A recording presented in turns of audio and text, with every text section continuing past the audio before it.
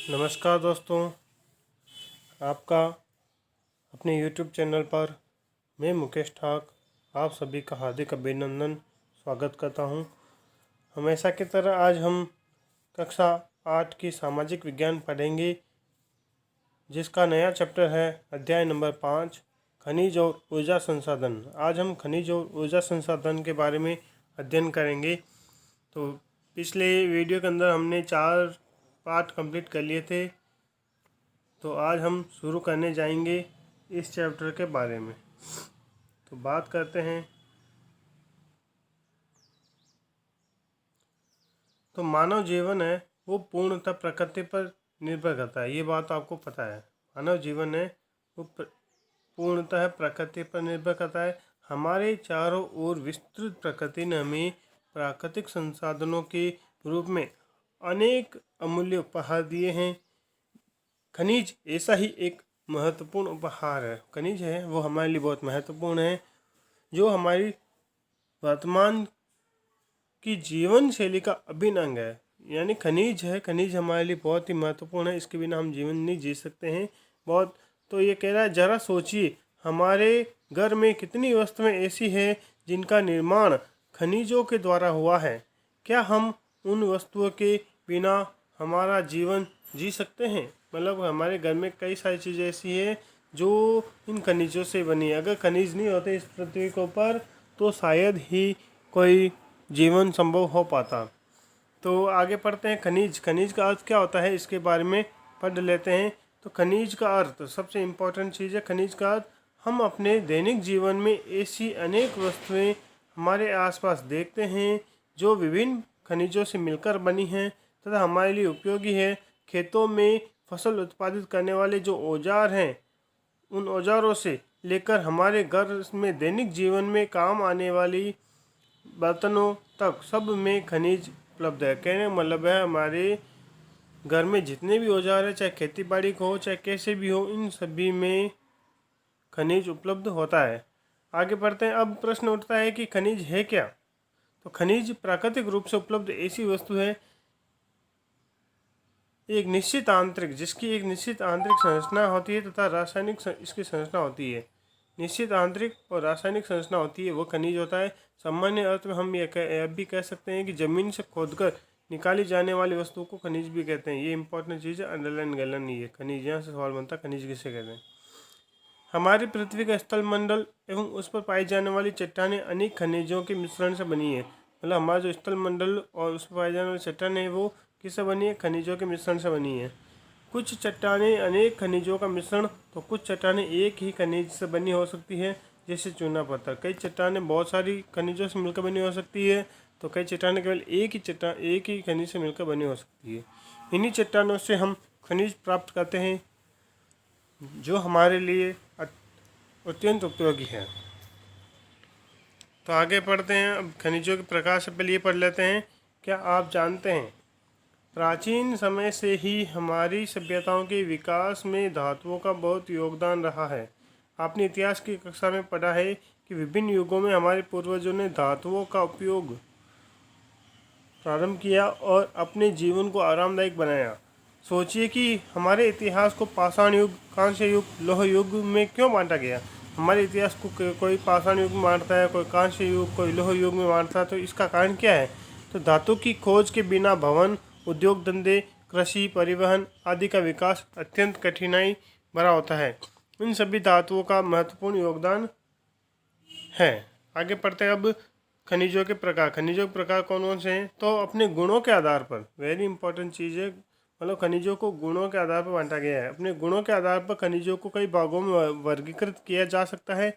जरा सोचिए, आपकी माँ या किसी अन्य के द्वारा पहने जाने वाले गहने किससे बने?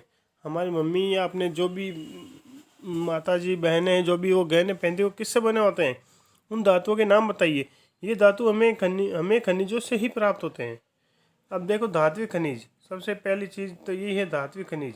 धात्विक खनिज क्या होती है? धात्विक खनिज यानी वे खनिज होते हैं जिसमें मूल रूप से धातु विद्यमान होती है और जो कठोर होते हैं, जैसे लोहा अयस्क है, मैग्नीज है, सीसा है, जस्ता है, तांबा, सोना, चांदी आदि। ये सभी धात्विक खनिज है। सामान्यतः ये खनिज हमें अयस्कों के रूप में मिलते हैं, जिनके साथ कई अन्य अवयव भी मिले हुए होते हैं। इन अवयवों में से रासायनिक क्रियाओं द्वारा धातुओं को अलग किया जाता है। रासायनिक क्रियाओं के द्वारा उनको अलग किया जाता है। अपन खनिज निकालते हैं तो उसके साथ अंदर कई अशुद्धियाँ वगैरह होती है, जिनको शुद्ध करने के बाद ही हम इस्तेमाल कर सकते हैं। तो ये एक चार्ट बना हुआ है खनिजों के प्रकार के बारे में। खनिज आपको पता है 3 प्रकार के होते हैं। एक तो होता है धात्विक, एक होता है अधात्विक और एक होता है ऊर्जा। अब देखो धात्विक भी 2 प्रकार होते हैं, एक तो लोहा और अलोहा। तो अपने को याद रखना है लोहा खनिज कौन से, अलोहा खनिज कौन से हैं। तो अपने को ये याद रखना है कि लोहा में लोहा अयस्क, मैग्नीज आदि ये चीज़ें होती है। अब इसमें अलोहा में सोना, चांदी, सीसा, जस्ता, तांबा आदि चीज़ें होती है।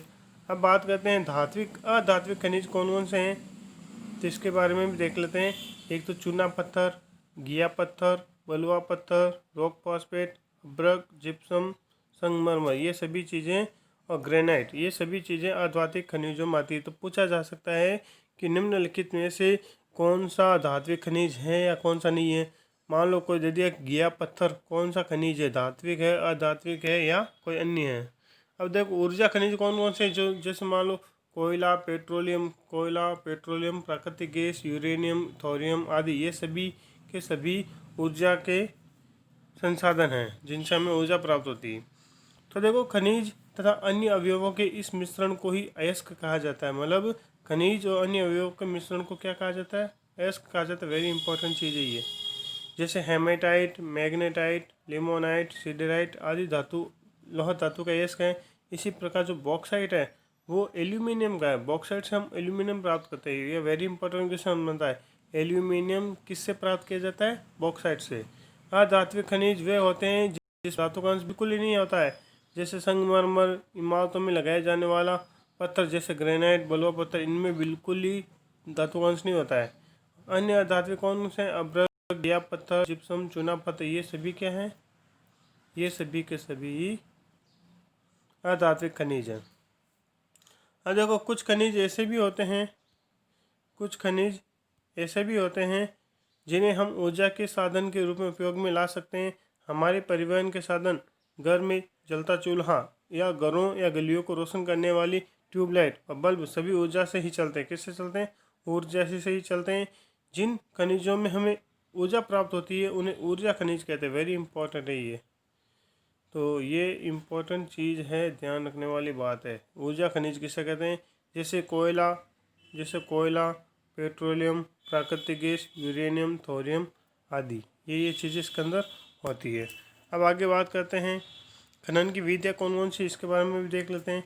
अब पृथ्वी पर खनिजों का वितरण असमान है, सभी जगह एक सेम नहीं है, अलग अलग है। इनके मिलने की गहराई भी अलग अलग है। कहीं वे सतह के ऊपर आसानी से प्राप्त हो जाते हैं, कहीं धरती या समुद्र की गहराई से उन्हें खोदकर निकाला जाता है। अब देखो खनिज निष्कर्षण की विधियाँ कौन कौन सी, ये भी देख लेते हैं। तो इस 3 विधियाँ बताई गई, एक तो खनन, एक प्रवेदन और तीसरे नंबर पर है आखनन। तो पहली है खनन, दूसरी है प्रभेदन और तीसरी है आखनन। तो इनका अध्ययन करते हैं। तो देखो खनन के भी 2 भाग हैं, एक तो विवृत खनन और दूसरा है कूप खनन। तो इनके बारे में आगे पढ़ते हैं हम। तो उन्हें खोद कर बाहर निकालना पड़ता है। इस प्रकार अलग अलग अवस्था में मिलने वाले खनिजों को भिन्न भिन्न रूप में निकाला जाता है। खनिज निकालने की जो सामान्य प्रक्रिया उसके खनन कहा जाता है। खनिज निकालने की जो सामान्य प्रक्रिया है उसे क्या कहा जाता है, खनन कहा जाता है। कई खनिज सतह से कुछ नीचे मिल जाते हैं, तो कई खनिज गहराई में स्थित होते हैं जिन्हें खुदाई करके गहरे बहुत बड़े बड़े कुएं खोद निकालना पड़ता है। जब खनिज सतह के पास ही मिल जाते हैं और उसे निकालने के लिए केवल ऊपरी परत को ही हटाना पड़ता है। तो इस खनन की जो खनन की विधि है उसे विवृत कहा जाता है। मतलब इसमें ज़्यादा गहराई तक जाने की जरूरत नहीं पड़ती, इसको विवृत खनन कहा जाता है। इसी प्रकार जब कुछ खनिज गहराई में हो और उस तक पहुंचने के लिए कूपों का सहारा लेना पड़े तो उसे कूप की खनन कहा जाता है। उसे क्या कहा जाता है, कूप की खनन कहते हैं। पेट्रोल, प्राकृतिक गैस धरातल की अत्यंत गहराई से प्राप्त होते हैं। पेट्रोल, प्राकृतिक गैस वो धरती मतलब बहुत ज़्यादा गहराई तक खोदना पड़ता है तब ये प्राप्त होते हैं। इसलिए प्राप्त करने के लिए ड्रिलिंग वेरी इंपॉर्टेंट है। ड्रिलिंग या प्रवेदन प्रवेदन विधि को ड्रिलिंग भी कहते हैं। खड्डा खोदना पड़ता है, इसका उपयोग किया जाता है। वहीं कुछ खनिज जैसे मिट्टी आदि सतह पर ही प्राप्त किए जा सकते हैं, उसे आखनन कहते हैं। जो मतलब ज़्यादा गहराई तक खोदने की जरूरत नहीं पड़ती है। Very important. क्वेश्चन यहाँ से बनते हैं, विवृत खनन किसे कहते हैं, कूप की खनन किसे कहते हैं, ड्रिलिंग किसे कहते हैं, आखनन किसे कहते हैं। तो ये अपने को याद रखना है। तो किसी स्थान पर खनिज के उपलब्ध होने का अर्थ यह नहीं है कि वहाँ खनन क्रिया होगी। ये जरूरी नहीं है कि वहाँ खनन से, अब देखो खनन से क्या मतलब, खनन से पहले ये देखा जाता है कि खनन में कितना खर्चा आएगा, उसकी गुणवत्ता कैसी है, उसका मूल्य क्या होगा। सामान्य खनन लाभदायक स्थिति में ही किया जाता है। मतलब अगर हमें कोई फ़ायदा है खनिज मतलब खुदाई करने से, तो ही हम उस खनिज को निकालेंगे, वरना नहीं निकालेंगे। तो खनिज संसाधन कौन कौन से है वो भी देख लेते हैं। पृथ्वी पर हजारों खनिज विद्यमान हैं। प्रश्न यह है कि क्या हर खनिज हमारे लिए संसाधन है? हर खनिज हमारे लिए संसाधन है। संसाधन का अभिप्राय उन वस्तुओं से है जो मानव की आवश्यकताओं की पूर्ति करता है। संसाधन मतलब क्या है, वही चीज़ें जो हमारी आवश्यकताओं की पूर्ति करती है, अर्थात हमारे लिए उपयोगी हैं। कोई खनिज हमारे लिए संसाधन कब बनता है, आइए एक उदाहरण से इसे समझते हैं। पृथ्वी पर कोयला अत्यंत प्राचीन काल से विद्यमान था, लेकिन भाप इंजन के आविष्कार के बाद, मतलब ये है ना, कोयला पृथ्वी के अंदर बहुत काफ़ी टाइम पहले था, लेकिन उसका खनन अब क्यों हो रहा है, क्योंकि अब हमें भाप इंजन का आविष्कार हुआ है। तो भाप इंजन के आविष्कार के बाद ही ये खनिज संसाधन बन सका है। इसके उपरांत बड़े पैमाने पर कोयले का खनन उपयोग किया जाने लगा। उसी प्रकार जब हमारे पास अणुओं को विखंडित कर उनसे ऊर्जा प्राप्त करने की कोई तकनीक ही नहीं थी, हमारे पास कोई तकनीक ही नहीं थी, इसलिए यूरेनियम और थोरियम केवल खनिज ही थे, खनिज संसाधन नहीं थे। यूरेनियम और खनिज है ना, ये बहुत ही इंपॉर्टेंट चीज़ें हैं, बहुत ही काम की चीज़ें हैं, लेकिन इनका खनन अब शुरू हुआ है, क्योंकि हमारे पास कोई मतलब विखंडित अणुओं को विखंडित करने की कोई तकनीक ही नहीं थी। अब तकनीक पता चली है तो इनका खनन हो रहा है। तो राजस्थान के प्रमुख खनिज कौन कौन से हैं? अब राजस्थान में कई प्रकार के खनिज पाए जाते हैं, इसलिए इस राज्य को खनिजों का अजायब घर कहा जाता है। राजस्थान में बहुत सारे खनिज हैं, इसलिए इसको क्या कहा जाता है, खनिजों का अजायब घर कहा जाता है। वेरी इंपॉर्टेंट चीज़, ध्यान रखने वाली बात है। तो झारखंड के बाद सबसे पहले तो झारखंड का नाम आएगा, फिर नाम आएगा राजस्थान का। तो झारखंड के बाद राजस्थान में सर्वाधिक खनिजों का भंडार राजस्थान में ही पाया जाता है। अब देखो, वॉलेस्टोनाइट और जस्पर, वॉलेस्टोनाइट जस्पर खनिजों का उत्पादन तो भारत में केवल राजस्थान से ही होता है। मतलब खनिजों में केवल वॉलेस्टोनाइट और जस्पर का खनिज उत्पादन केवल राजस्थान के अंदर ही होता है, और कहीं नहीं होता है। तो आगे लिखा है, क्या आप जानते हैं कि विश्व के 7 आश्चर्यों में ताजमहल वेरी इंपॉर्टेंट है, आपको पता है शाहजहां ने अपनी बेगम की याद में बनाया था आगरा के अंदर। तो इसका जो निर्माण है वो राजस्थान के नागौर जिले, अपने जो राजस्थान है नागौर जिला, अपना प्यारा सा नागौर जिले में स्थित एक मकराना है। मकराना की खानों से संगमरमर से लिया किया गया था। वेरी इंपॉर्टेंट चीज़ है ये। तो सारणी संख्या 1 को देखिए, इसमें राजस्थान में उत्पादित प्रमुख खनिज दिए गए हैं। आप इसे देखकर बता सकते हैं कि कौन कौन से खनिज हैं जिसमें भारत का 90% या उससे ज़्यादा उत्पादन राजस्थान में होता है। तो सारणी देख के अपन बता सकते हैं कि जैसे वॉलेस्टोनाइट है 100% भारत के अंदर होता है, मतलब राजस्थान के अंदर होता है, और कहीं नहीं होता है। जस्पर 100% ही होता है, जस्ता 99% होता है। तो ये आप देख के बता सकते हैं, और इन प्रश्नों का उत्तर भी आप दे सकते हैं। राजस्थान के एकाधिकार वाले खनिज कौन से हैं? तो इसमें वॉलेस्टोनाइट और जस्पर आएगा। और राजस्थान में देश का 80% से अधिक उत्पादन वाले खनिजों के नाम क्या क्या हैं? तो 80% से ऊपर जितने भी वो नाम आपको लिखने हैं इसके अंदर। तो विभिन्न खनिजों के नमूनों अथवा चित्रों का संकलन करके उसके आप उनके आपस में तुलना कीजिए। तो ये आपको कार्य करना है। आगे पढ़ते हैं, राज्य के प्रमुख धात्विक और अधात्विक खनिज निम्नलिखित हैं। अब देखो सीसा, अब नाम दिए गए, इसमें ये अपने को याद रखने वाली चीज़ें हैं, किस खनिज का उत्पादन सबसे ज़्यादा कहाँ होता है। तो जैसे सीसा जस्ता, अब सबसे पहले बात करते हैं अपन धात्विक खनिजों के बारे में। धात्विक खनिजों के बारे में, जैसे सीसा जस्ता ये भीलवाड़ा उदयपुर राजसमंद में होता है। तांबा अयस्क झुंझुनू सीकर अलवर जयपुर में होता है, उदयपुर में होता है, डूंगरपुर। और लो अयस्क है, ये जयपुर झुंझुनू उदयपुर भीलवाड़ा में होता है। टंगस्टन का उत्पादन होता है नागौर और सिरोही में। नागौर वेरी इंपॉर्टेंट है। और चांदी है वो भीलवाड़ा उदयपुर और राजसमंद में होता है। अब बात करते हैं अधात्विक खनिज के बारे में। तो रॉक फॉस्फेट है, रॉक फॉस्फेट ये उदयपुर जैसलमेर जयपुर में ज़्यादा होता है। चूना पत्थर ये सब आपको रीडिंग लगा के देखनी है। वेरी इंपॉर्टेंट चीज़ें हैं, ये ध्यान रखने वाली चीज़ है। आगे पढ़ते हैं अब। हम प्रतिदिन देखते हैं कि शाम के बाद अंधेरा हो जाता है, लेकिन हमारे घर में बल्ब, ट्यूबलाइट आदि जलाकर इस अंधेरे को दूर कर देते हैं। गर्मी लगने पर पंखा, कूलर आदि चला लेते हैं। जल्दी खराब होने वाली वस्तुओं को फ्रिज में रख देते हैं। अब सोचिए कि ये सब किससे बनते हैं, किससे चलते हैं। इन सब को चलाने के लिए ऊर्जा की आवश्यकता होती है। किसकी आवश्यकता होती है? ऊर्जा की आवश्यकता होती है। वेरी इंपॉर्टेंट चीज़ है, जिसे हम बिजली कहते हैं। क्या कहते हैं? बिजली कहते हैं। ठीक इसी तरह खाना बनाने के लिए चूल्हे से लेकर हमारे यातायात के साधन जैसे मोटरसाइकिल, बसें, रेल, कार, हवाई जहाज आदि सभी ऊर्जा से ही चलते हैं, जिन्हें हमारे जीवन को बेहद आरामदायक बनाया है। किसी भी स्थिर वस्तु में गति पैदा करने के लिए ऊर्जा की आवश्यकता होती है। कोई स्थिर चीज़ है, उसको गति देनी है तो हमें ऊर्जा की आवश्यकता तो पड़ेगी, और ये ऊर्जा हमें विभिन्न स्रोतों से प्राप्त होती है। तो आगे बात करते हैं। ऊर्जा संसाधनों का वर्गीकरण किया गया है, 2 आधारों पर किया गया है, नवीनीकरण और परंपरा के आधार पर। अब नवीनीकरण के आधार पर तो नवीकरणीय और अनवीकरणीय है, और परंपरा के आधार पर परंपरागत और गैर परंपरागत नाम दिया गया है। तो इनके बारे में पढ़ लेते हैं। अब देखो, इनकी परिभाषा देख लेते हैं, वेरी इंपॉर्टेंट है। नवीकरणीय क्या होता है? ऐसे ऊर्जा संसाधन जिन्हें मानव प्रकृति में उपलब्ध चीज़ों द्वारा अपने प्रयासों से बार बना सकता है। नवीकरणीय का मतलब क्या होता है? ऐसे संसाधन जिन्हें हम बार बना सकते हैं, जो खत्म नहीं होंगे, अर्थात जिनकी उपलब्धता पर्याप्त है और जिनका नवीनीकरण हो सके, जैसे जल विद्युत, सौर ऊर्जा, पवन ऊर्जा, बायोगैस, बायोमास, ज्वार ऊर्जा आदि। ये सभी चीज़ें हैं वो पृथ्वी पर कभी ख़त्म नहीं हो सकती, इनको बार बार बनाया जा सकता है, तो वो नवीनीकरण है। और अनवीकरण वो इसका जस्ट उल्टा है। ऐसे ऊर्जा संसाधन जिन्हें मानव अपने जीवन में कभी भी पुनः नहीं बना सकता। इसमें सभी प्रकार के खनिज सम्मिलित किए जाते हैं, जैसे कोयले को एक बार जला दिया तो वापस नहीं बना सकते। खनिज तेल को एक बार ख़त्म कर दिया तो वापस नहीं बना सकते। प्राकृतिक गैस, यूरेनियम, थोरियम आदि ये सभी अनवीकरणीय हैं। अब बात करते हैं परंपरा के आधार पर। तो परंपरागत संसाधन क्या होते हैं? ऐसे संसाधन जिनका उपयोग हम प्राचीन काल से कर रहे हैं, प्राचीन काल से करते आ रहे हैं, वो परंपरागत ऊर्जा संसाधन कहलाते हैं। जैसे कोयला, खनिज तेल, प्राकृतिक गैस, जल विद्युत आदि। इन सब का शुरुआत से ही हम इनका प्रयोग करते आ रहे हैं। अब देखो, जो गैर परंपरागत, जो अब कुछ ही समय से हमने शुरुआत की है, वो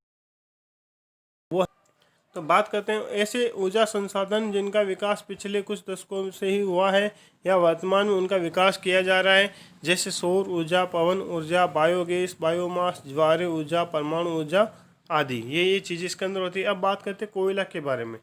तो कोयला, इसे 4 प्रकारों में बांटा गया है। कोयले के 4 प्रकार होते हैं, वेरी इंपॉर्टेंट। ये साइंस के अंदर भी इसका वर्णन किया गया है, ध्यान रखने वाली बात है। तो कोयले के कितने प्रकार हैं? 4 प्रकार हैं।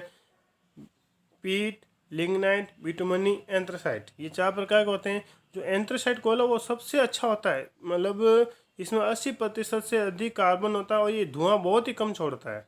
तो राजस्थान में सर्वश्रेष्ठ किस्म का जो कोयला वो लिग्नाइट है। राजस्थान में लिग्नाइट प्रकार का कोयला पाया जाता है, और जिसका खनन है वो बीकानेर में होता है। बीकानेर में भी कहाँ पर? बीकानेर में बरसिंहसर और पलाना नामक 2 स्थान वहाँ होता है। इसके अलावा देखो कहाँ होता है? बाड़मेर के जालीपा, नाम याद रखने अपने को। बीकानेर के बरसिंहसर और पलाना, और बाड़मेर के जालीपा, कपूरडी, गिरल, इन 3 चीज़ों से होता है। बीकानेर और बाड़मेर तो मेन इंपॉर्टेंट है। आगे लिग्नाइट का उपयोग है वो विद्युत ऊर्जा तैयार करने में किया जाता है। किस में तैयार किया जाता है? विद्युत ऊर्जा तैयार करने में लिग्नाइट बहुत फायदेमंद चीज़ है। राजस्थान के प्रमुख तापीय ऊर्जा संयंत्र है वो कोटा और सूरतगढ़ में स्थित है, लेकिन यह पर्यावरण के लिए अच्छा नहीं माना जाता क्योंकि इससे अत्यधिक मात्रा में प्रदूषण फैलता है। आगे बात करते हैं पेट्रोलियम या खनिज तेल के बारे में। इसका उपयोग हमारे यातायात के साधनों को चलाने एवं ऊर्जा उत्पादन में किया जाता है। लालटेन या स्टोव में जलता केरोसिन भी पेट्रोलियम का ही उप उत्पाद है। तो वेरी इंपॉर्टेंट क्वेश्चन बनता है यहाँ पे, पेट्रोलियम का उप उत्पाद कौन सा है? केरोसिन है, याद रखने वाली चीज़ है। यह एक महत्वपूर्ण खनिज है जिसके भंडार कम स्थानों पर ही है। भारत में खनिज तेल सबसे ज़्यादा असम में होता है। वेरी इंपॉर्टेंट चीज, जीके का सवाल है, यहाँ से बनता है। भारत में खनिज तेल सबसे ज़्यादा कहाँ होता है? असम में होता है। वर्तमान में भारत का प्रमुख तेल उत्पादक क्षेत्र बॉम्बे हाई है। वर्तमान में सबसे ज़्यादा तेल बॉम्बे हाई जो कि कहाँ है, अरब सागर में, जो अरब सागर में स्थित है। राजस्थान में खनिज तेल तथा पेट्रोलियम पश्चिमी भाग में बाड़मेर में कहाँ कहाँ है, ये भी क्वेश्चन आ चुका है, वेरी इंपॉर्टेंट है। सरस्वती का पूछा था, तो देखो बाड़मेर में मंगला, सरस्वती, ऑयल फील्ड, ये तो बाड़मेर में है। और जैसलमेर में कौन कौन से, गोटारू, तन्नौट, मणिहारी, टिब्बा आदि, ये जैसलमेर के स्थान है। बीकानेर और जालौर में भी पाया जाता है, क्योंकि यहाँ अवसादी चट्टानें होती है। तो सबसे इम्पोर्टेंट चीज़ है कि मतलब पेट्रोलियम है ना, ये किन चट्टानों में पाया जाता है, अवसादी चट्टानों में पाया जाता है। वेरी इंपॉर्टेंट है, ये सवाल याद रखना है आपको। अवसादी चट्टानों में पेट्रोलियम खनिज तेल मिलता है। पेट्रोलियम के साथ साथ हमें प्राकृतिक गैस भी पाई जाती है इसके अंदर, जिसका उपयोग हम ईंधन के रूप में करते हैं। प्राकृतिक गैस पाई जाती है जिसका उपयोग किस में होता है, ईंधन के रूप में होता है। राज्य में प्राकृतिक गैस का जो खनन है वो जैसलमेर में होता है। प्राकृतिक गैस का सबसे ज़्यादा खनन कहाँ होता है, जैसलमेर में होता है। और ये भी अत्यधिक प्रदूषण फैलाने वाली ऊर्जा संसाधन है। मानव द्वारा किए गए अंधाधुंध खनन और अति उपयोग के कारण कोयला, खनिज तेल, प्राकृतिक गैस आदि ऊर्जा संसाधन लगातार कम होते जा रहे हैं, क्योंकि ज़्यादा से ज़्यादा उपयोग करेंगे तो खत्म ही होंगे बेचारे, और क्या कर सकते हैं।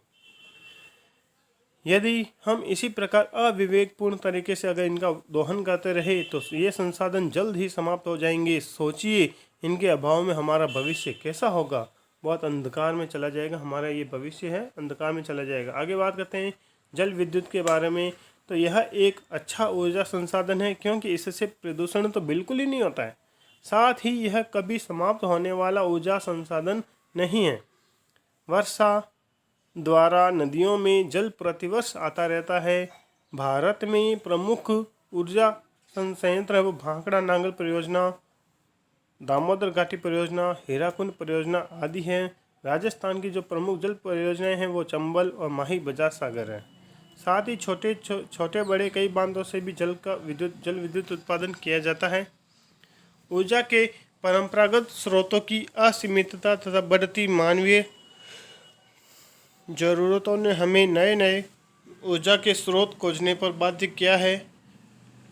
कुछ ऐसे ही नवीन खोजे गए ऊर्जा संसाधन इस प्रकार हैं। तो देखो सौर ऊर्जा के बारे में पढ़ लेते हैं। यह एक ऐसा ऊर्जा संसाधन है जो कभी भी समाप्त नहीं हो सकता, कभी भी समाप्त नहीं हो सकता। ये सौर ऊर्जा हम चाहे जितना भी इसका उपयोग कर लें, अगले दिन हमें उतना ही प्रकाश फिर से मिल जाता है। ऐसे स्थानों पर जहाँ सूर्य की रोशनी तथा ऊष्मा प्रचुर मात्रा में उपलब्ध होती है, वहाँ सौर ऊर्जा का उपयोग है ना वो विद्युत निर्माण में किया जाता है। सौर ऊर्जा का प्रयोग किस में होता है, विद्युत निर्माण में किया जा सकता है। भारत जैसे उष्णकटिबंधीय देश में, भारत किस प्रकार का देश है, उष्णकटिबंधीय देश है। याद रखने वाली चीज़ है, उष्णकटिबंधीय देश है। तो भारत जैसे उष्णकटिबंधीय देश में सौर ऊर्जा के विकास की पर्याप्त सुविधाएं उपलब्ध है, क्योंकि वर्ष के अधिकांश महीनों में यहाँ सूर्य की किरणें मिलती रहती है। बिजली के अलावा इसका उपयोग सौर कुकर में, सौर तापक आदि रूपों में भी किया जा सकता है। तो बिजली के अलावा इसका उपयोग सौर ऊर्जा, सौर कुकर और सौर तापक में भी किया जाता है। तो पश्चिमी राजस्थान, जहां आसमान प्राय साफ रहता है तथा सूर्य की किरणें अधिकांश महीनों में उपलब्ध रहती है, वहां सौर ऊर्जा के विकास की अच्छी संभावना है। आगे बात करते हैं हम पवन ऊर्जा के बारे में। पवन ऊर्जा का तात्पर्य पवन चक्कियों को चलाकर बिजली उत्पादन करना। पवन ऊर्जा का मतलब क्या है, पवन चक्कियाँ लगाकर बिजली उत्पादन किया जाता है। और भारत में ये कहाँ होता है, ज़्यादातर तटीय क्षेत्रों में होता है, समुद्र तट जो होते हैं वहाँ होता है, वहाँ पे इसकी संभावनाएं ज़्यादा है। पश्चिमी राजस्थान में पवन चक्कियाँ स्थापित की गई है जो बिजली उत्पादन में संलग्न है। अब पश्चिमी राजस्थान में कहाँ है, जैसलमेर और प्रतापगढ़, वेरी इंपॉर्टेंट चीज़ है। जैसलमेर और में पवन ऊर्जा के विकास की प्रबल संभावना है, जहाँ सौर ऊर्जा आधारित पावर प्लांट भी है, सौर ऊर्जा से संबंधित पावर प्लांट भी है। तो आगे बात करते हैं परमाणु ऊर्जा के बारे में। तो यूरेनियम और थोरियम, वेरी इंपॉर्टेंट चीज़ें। यूरेनियम और थोरियम रेडियो सक्रिय खनिज है। भारत में यूरेनियम है वो प्रमुख रूप से झारखंड में और राजस्थान पाया जाता है। सबसे ज़्यादा झारखंड और राजस्थान पाया जाता है। साथ ही इसके साथ केरल की एक मिट्टी है मोनोजाइट, वेरी इंपॉर्टेंट, याद रखने वाली चीज़ है मोनोजाइट। तो केरल की मोनोजाइट मिट्टी में भी थोरियम उपलब्ध है। राजस्थान में कोटा के निकट एक राउत बाटा है, वहाँ परमाणु संयंत्र स्थापित है। किसी भी क्षेत्र का औद्योगिक विकास वहाँ पाए जाने वाले खनिज और ऊर्जा संसाधनों पर निर्भर करता है।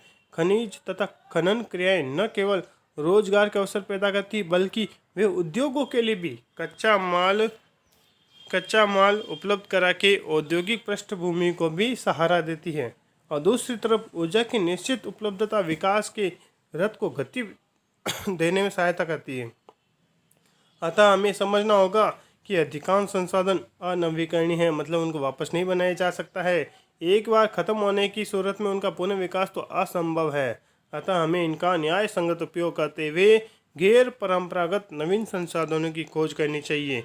इस प्रकार जो ये अपना पाठ है कंप्लीट हो गया है और मुझे पूरा विश्वास है ये आपको अच्छी तरह से समझ में आ गया होगा और आप इस वीडियो को ज़्यादा से ज़्यादा अपने दोस्तों के साथ शेयर करें ताकि ज़्यादा से ज़्यादा लोगों तक इसका फ़ायदा पहुंच सके और मेरा उद्देश्य जो है वो पूरा हो सके। मेरा उद्देश्य बस यही है, जितने भी मेरे भाई बहन हैं जो कंपटीशन एग्ज़ामों की तैयारी कर रहे हैं, मतलब अपने जो सवाल है वो ज़्यादातर इन्हीं किताबों में से आते हैं, बच्चों वाली किताबों में से ही सवाल आते हैं। कई जने सोचते हैं कि बच्चों वाली किताबें क्या पढ़ना है, अब उनको कौन समझाए कि जो गाइडें बनती है उन गाइडों के अंदर ही मतलब जो सवाल आते हैं वो इन्हीं में से आते हैं। गाइडें बनी हैं वो माध्यमिक शिक्षा बोर्ड की किताबों से ही बनी है, बस फ़र्क इतना है कि उसके अंदर 2-4 लाइनें ज़्यादा दे दी है, एक्स्ट्रा दे दी है। तो मतलब राजस्थान माध्यमिक शिक्षा बोर्ड की किताबें एकदम फैक्ट है, इसमें न तो कुछ कमी है न ही कोई ज़्यादा है, मतलब जो चीज़ें वास्तव में एग्ज़ाम के लायक है वही दी गई है। तो आपसे निवेदन है कि जितने भी मेरे भाई बहन हैं, चाहे भी कोई भी कंपटीशन की तैयारी कर रहे हैं, तो आपसे एक ही निवेदन है कि आप इन वीडियो को ज़्यादा से ज़्यादा शेयर करें। आपका एक शेयर है वो बहुत ही महत्वपूर्ण है, क्या पता किसी ज़रूरतमंद लोगों के पास ये पहुंच जाए और वो इसका फ़ायदा ले सके। बस इससे ज़्यादा मुझे कुछ नहीं चाहिए। आपने मेरा वीडियो पूरा देखा, इसके लिए आपका बहुत बहुत तहे दिल से धन्यवाद। अब मिलेंगे अगले वीडियो के अंदर। एक बात और मैं आपसे विनती करना चाहता हूं कि आप मेरे वीडियो को सब्सक्राइब ज़रूर करें, लाइक करें, कमेंट करें। अगर आपको अच्छा लगा तो लाइक करें, अगर आपको अच्छा नहीं लगा तो आप डिसलाइक करें। मैं पूरा आपसे कह रहा हूं, अगर आपको पसंद नहीं आए तो डिसलाइक करें और उस डिसलाइक करने का जो कारण है वो मुझे ज़रूर बताएं ताकि मैं अपने वीडियो के अंदर ज़्यादा से ज़्यादा सुधार कर सकूँ और अच्छी मेहनत करके आपके लिए उपयोगी वीडियो बना सकूँ। ये मैं आपसे उम्मीद कर सकता हूँ कि आप मुझे कमेंट करके ज़रूर बताएंगे कि आपको वीडियो कैसा लगा है। तब तक अब हम मिलेंगे अगले वीडियो के अंदर, तब तक के लिए जय हिंद, जय भारत।